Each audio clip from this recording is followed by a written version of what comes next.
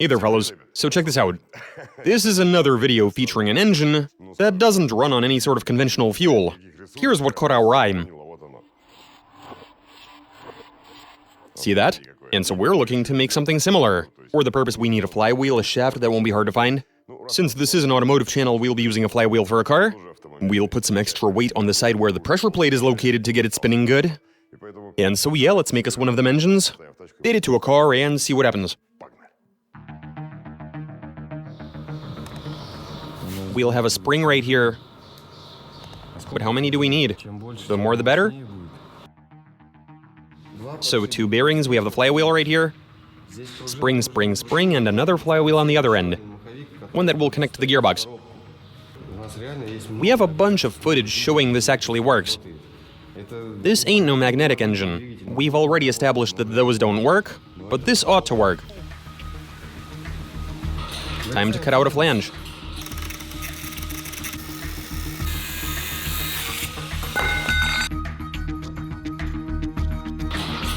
Get this centered, align the orifices, stick a shaft in, connect that to the flange, and we're done. Here it'll be 30, 70 down here. Similar sort of rectangular shape, and we'll make it 40 centimeters tall. We'll place the main bearings right here, over here,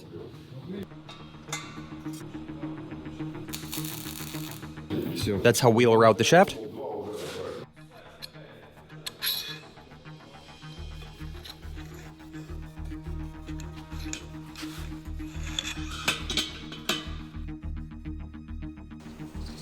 That's the shaft, the flywheel on the gearbox side, the big flywheel that will create the inertia, and here we have the springs.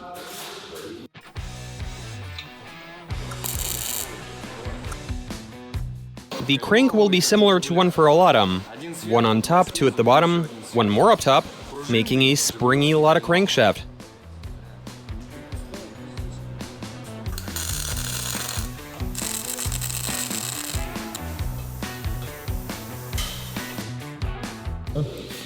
These will effectively serve as Conrad journals.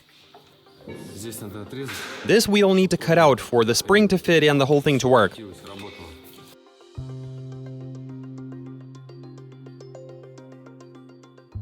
Check this out, guys. We've set up the frame. We've got the bearings installed. It's all looking very good. Shaft, flywheel.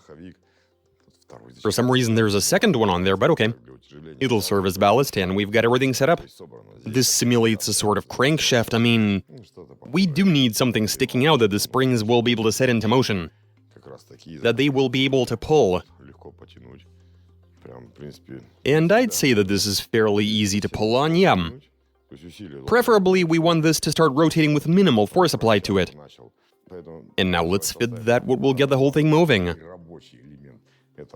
And I'm referring to those lovely springs.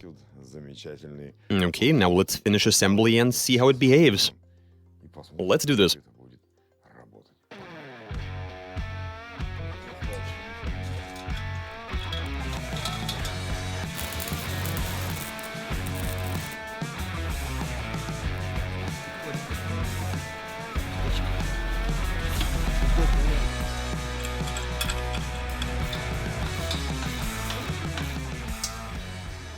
Right, guys, here we have the finalized variant, as in we fitted these springs to it. And as far as we're told, it should rotate on its own now. Let's try it out.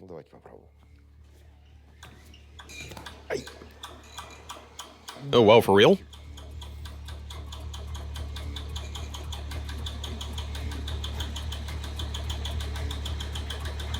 It's turning over. Okay then. It appears to be going at full tilt, that's all good. It works.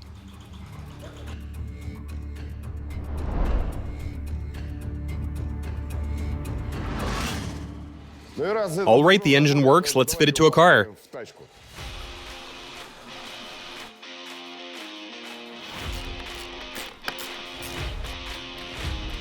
We don't need a gas pedal. We'll have just two pedals like in an automatic car. Clutch and brake.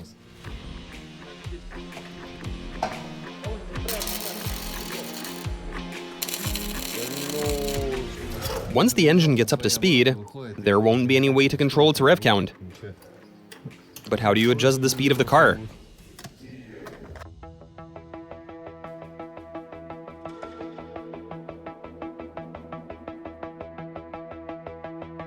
So check this out, we're looking good, the engine is in place.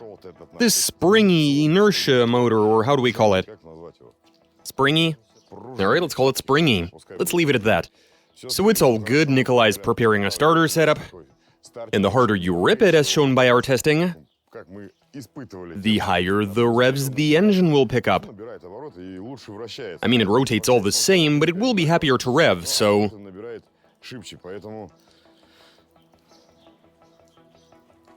Get in, let's go.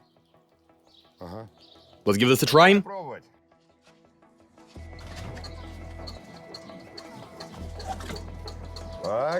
And we are off. You know what? This is... What can I even tell you? Not bad at all. Now, at certain points, I do feel as if the flywheel is sort of bogging down, but then it's speeding back up. But I think it has to do with the quality of the pavement. One of the wheels hits a pothole and that apparently accelerates the engine. But now I just felt the revs dropping. But no big deal, we are still moving.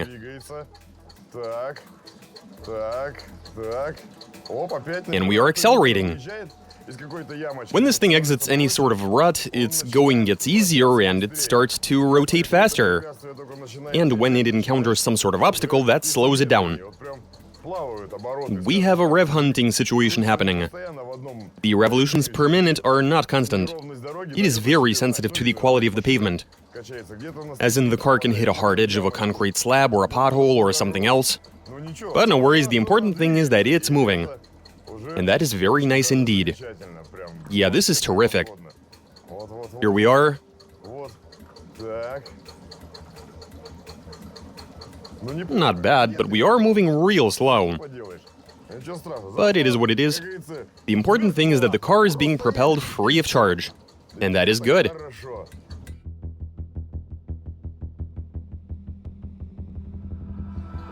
Now we good. It is moving. And I should probably mention that the whole thing weighs quite a lot. And that flywheel is carrying a lot of inertia, which is why it's having so little trouble propelling the car. The springs, in the meantime, are preserving the momentum that it is carrying, so they're enabling it to spin. And check this out. The torque is being transferred via the gearbox and the prop shaft. You got a differential in the back. And that's why we're going so slow, because we couldn't get the engine to rev all that high. We are moving slowly, but we are moving.